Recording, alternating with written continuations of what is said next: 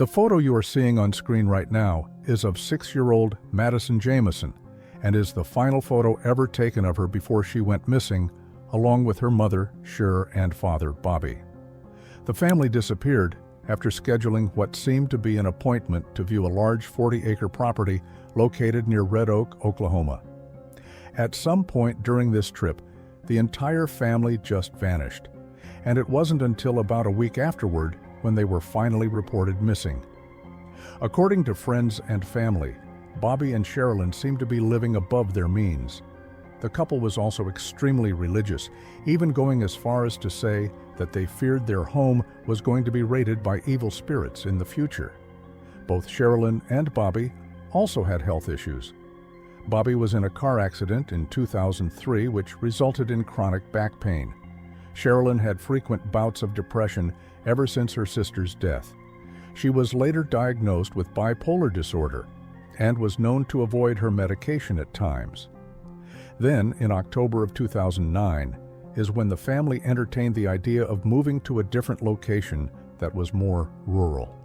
They eventually set their sights on that plot of land I mentioned earlier, which was located in the Sandboys Mountains. Bobby proposed the idea that they could live out there in metal shipping containers. So they set up the appointment to take a closer look at the area. But they had one strange request for the real estate agent. Both Bobby and Sherilyn stated that they wanted to go alone and didn't want the agent to attend. The reason why was never found out. The family was last seen on October 9, 2009, and again, it took a little while before anyone noticed that the family was actually missing. It wasn't until about a week later, October 17th, when the family's truck was found by some hunters. The hunters then contacted authorities about this abandoned vehicle. Inside was the family's dog, Maisie, severely starved and dehydrated. There were also Bobby and Sherilyn's cell phones, maps, a GPS, and $32,000 in cash. Police suspected that the family had simply gotten lost in the nearby woods. Eventually, they were able to find tiny footprints, which were believed to have belonged to Madison. Following it led to a hilltop, which is believed to be the exact location where this photo of Madison was taken, which was in one of the cell phones. There is a lot of debate as to what is happening in the photo. Some say that the child is in distress and about to cry, while others say that the emotions displayed here are neutral. It's also often mentioned that the person taking the photo might not even be Madison's parents. However, there is some disagreement with this suggestion, as many say that if this was indeed a malicious stranger, potentially even a killer, then it would be much more obvious that Madison was scared. Authorities later stated that they believed that the trio of Bobby, Sherilyn, and Madison spent no more than 15 minutes in the woods before returning to the truck. But what happened after they got to their vehicle is a toss-up. Over 100 authorities and volunteers, as well as search dogs, were utilized to search the area, but no trace of the family was ever found. There was, however, an 11-page letter written by Sherilyn tucked away in the truck. In it, Sherilyn detailed her distaste towards her husband, since she felt that he didn't do enough for his family. She described him as being a hermit and voiced her desire to file for divorce. Then, on November 6, 2013, the remains of Bobby, Sherilyn, and Madison were finally discovered. They were located about 3 miles away from the location of the truck. Now the bodies weren't confirmed to belong to the Jamisons until a year after the discovery, but the public and investigators were more or less certain that they were a match long before that. Due to the severe decomposition, medical officials had a tough time determining a cause of death, but on the back of Bobby's skull was this tiny hole, which some believe may have been caused by a bullet. Theories immediately started spreading once more, one of which suggested that the entire incident was a murder-suicide. Factoring in Sherilyn's inconsistent mental health, the letter in the truck, and the pistol that she was known to carry around, this may have been possible, but this pistol was never found. Plus, families and friends of Sherilyn did state that while she may have had some disagreements with her husband, she still deeply loved her family. Instead, they proposed the idea that the family was kidnapped, which was also a popular theory. Since there were no signs of a struggle within the truck, it may have been possible that the family was led to the forest while being held by a gun. This idea could be supported by the fact that many personal items were left behind, including the family's dog.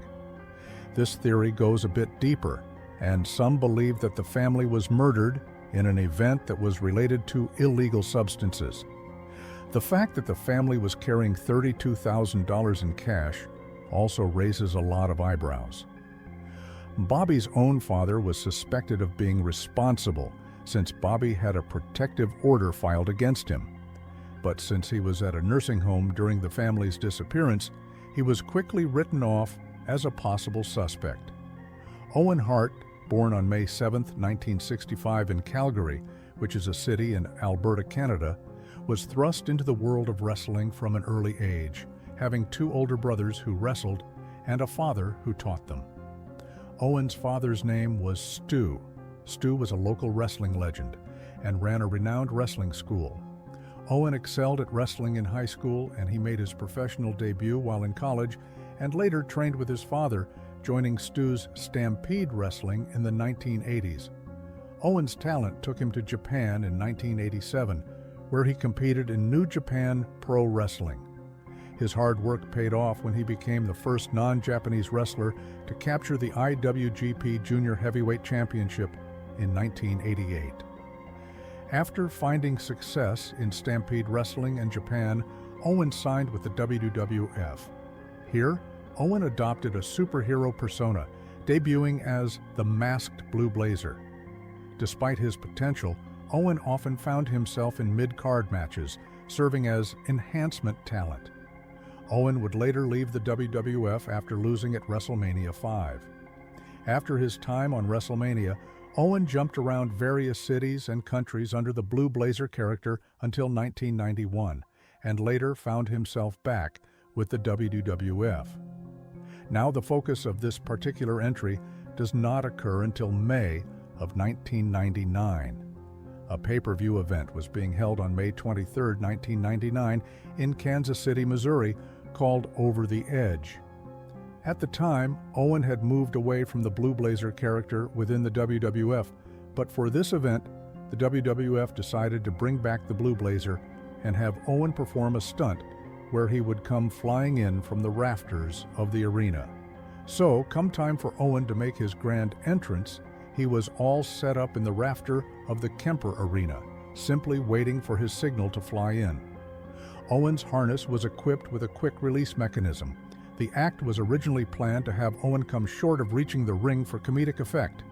This would lead to Owen having to manually free himself and make the rest of the way on foot. So the cue finally came, and Owen flew in toward the arena. Or at least that's what was expected. Instead, what happened was Owen fell 70 feet before hitting the top rope and landing in the ring. Obviously, the audience had no idea if this was somehow part of the act or if they had just witnessed a terrible accident. Unfortunately, it was the latter. Commentators Jerry Lawler and Jim Ross were equally as confused and attempted to inform the audience as to what they had just seen. Medical officials were rushed to the ring and transported Owen out of the building and into a hospital. But the fall was too much, and Owen was pronounced dead as a result of internal bleeding and blunt force trauma. Apparently, Owen's final words before meeting his end were, "Look out." The event itself did continue, which led to heavy criticism from fans. Later on, Owen's now widow, Martha Hart, eventually stated that she forgave the WWF for what happened, but she wanted concrete answers as to what went wrong.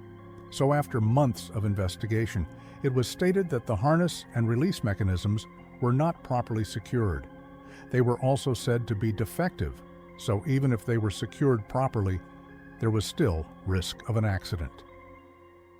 In November of 2000, the Hart family and the WWF settled a lawsuit where the Harts would receive $18 million.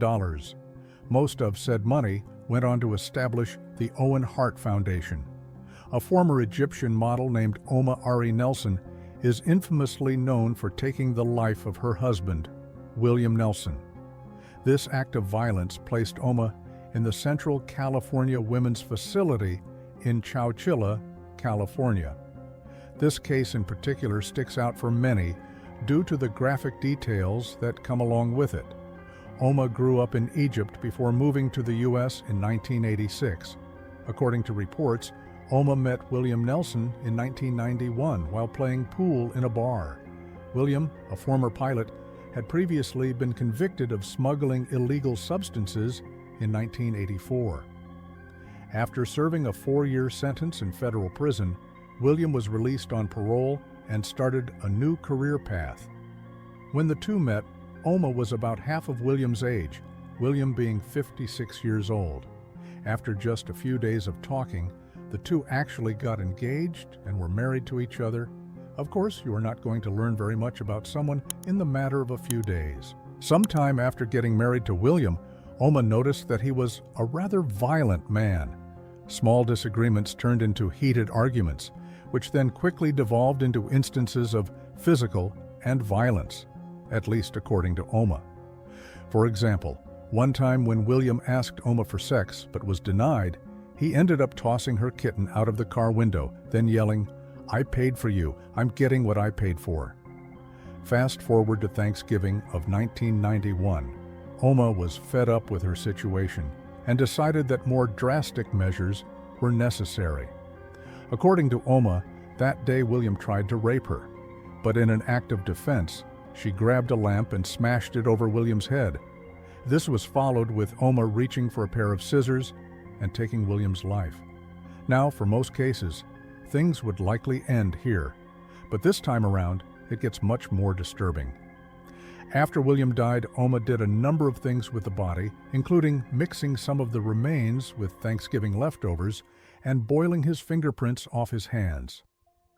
Afterwards, Oma called 2 of her ex-boyfriends to help dispose of what else was left. She even asked one of them to help remove his teeth. Sometime later, authorities pulled over Oma when she was spotted driving William's red Corvette through Costa Mesa. Inside the vehicle, police found trash bags containing William's remains. This led to an investigation of the couple's residence, where investigators stated that the walls and floors were stained with blood. Later interviews with neighbors revealed that there was what sounded like a grinding sound coming from William and Oma's apartment. This sound went on continuously for at least 48 hours. Now, unfortunately, YouTube is very nitpicky when it comes to describing actual details in gruesome cases like this. But I wanted to be clear that it's even more graphic than what I have already shared. In the end, investigators determined that about a third of William was still missing. Oma was arrested on December 2, 1991, under the suspicion that she was responsible for William's death. During Oma's trial, she and her attorney argued that William's death was simply a result of self-defense. Oma was also formally diagnosed with PTSD. Ultimately, she was found guilty of second-degree murder and received a sentence of 25 to life in jail. Over a decade later, in 2006, during her first parole hearing, Oma stated that she had deep regret for her actions in 1991 and was now a quote-unquote born-again Christian. But after further evaluation, Oma was denied parole as officials believed that she was mentally ill and volatile. Oma actually remarried while in jail to a man in his early to mid-70s, right around when she was eligible for parole again. But yet again, she was denied.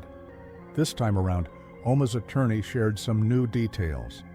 Apparently, Oma disposed of William in the way she did because she feared that he would punish her in the afterlife.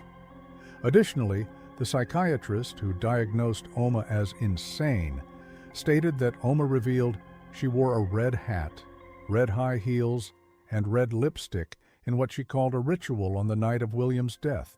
It was here where Emma shot her dad, believing he had died. Afterwards, Emma ran out of the house onto the driveway, where she then turned the weapon towards herself. medical officials were contacted, and both Emma and Daniel were transported to the hospital, where Daniel would survive. But 2 days after the incident, Emma passed away from her injuries. So just what in the world would cause a 12-year-old to do something so insane? Well, after investigation by authorities, it was determined that Emma had actually formed a murder pact with another 12-year-old girl. At first, it was believed that this other kid was from her school, but this was later said to be false. Apparently, this pact entailed that Emma and the other child would both kill their families before running away together. It seems that at some point after hurting her father, Emma may have had second thoughts and realized how grave of a mistake she had just made. There really is very little information that is public on this case, but I was trying to find out more details about this other kid who Emma made a pact with. There wasn't much, but this was what I could find. The other girl, who remains unnamed, lived in Lufkin, Texas, which to my understanding is about 4 to 5 hours from where Emma lived. Now, it's a bit unclear who was going to do this, but at some point after killing both of their families, either this other girl or Emma was supposed to drive over 200 miles to pick the other up. A lot of people suspected that Emma came across this other person online, which instantly made me think that this wasn't actually a 12-year-old girl. I started thinking that this was some malicious adult trying to manipulate Emma, but it turns out that this other person really was just a kid. This unnamed girl went on to be charged with conspiracy to commit murder, but specific details were not revealed.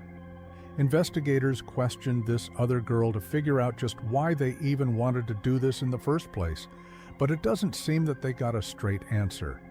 It's also entirely possible that they wanted to do it just to do it. Sometimes kids don't need a motive to act a certain way at that age. One official was quoted saying, "I will say that this case is a time to remind parents that it's very important to know who your children are friends with, whether that's in the classroom, social media apps, Snapchat, TikTok, and then also gaming platforms." Emma's family were also questioned about the other girl, but they said they had no idea who she even was. What do you think led to this horrifying plan? Was it mental illness? Was Emma manipulated? Or are we facing something even darker? Let's talk about it in the comments. Your thoughts could help someone else make sense of this nightmare.